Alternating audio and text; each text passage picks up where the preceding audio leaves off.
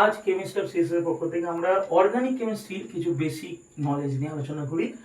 Plus আর effect বলছে যে যখন কোনো গ্রুপ যেটা ডিরেক্টলি বেঞ্জিনের সঙ্গে অ্যাটাচ, তার মধ্যে লোন পেয়ার আছে, যেমন আমরা দেখতে পাচ্ছি নাইট্রোজেনের লোন পেয়ার আছে, তাহলে সে কি করছে, ইলেকট্রন ডোনেশন করছে, নিয়ে ইলেকট্রন ঠেলছে, এটাকে আমরা প্লাস আর বলি।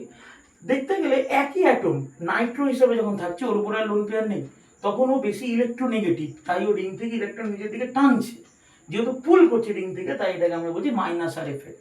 তাহলে lone pair presence plus R, not present highly electronegative, minus R effect. এবার দেখা যাক বেনজিনের সাবস্টিটিউশন। আমরা যদি দেখি যে বেনজিন এর উপর যে কোনো একটা সাবস্টিটিউয়েন্ট লেগে রয়েছে, ধরে নেওয়া যাক ক্লোরিন লেগে রয়েছে, তাই ক্লোরোবেনজিন। যদি এটাকে আমরা ঘুরিয়ে লিখি, তার মানে এমন নয় যে এটা মেটা হয়ে গেছে বা এটা অর্থ হয়ে গেছে, এমন নয়। মানে অর্থ ক্লোরোবেনজিন বা এটা মেটা ক্লোরোবেনজিন এমন কিছু না।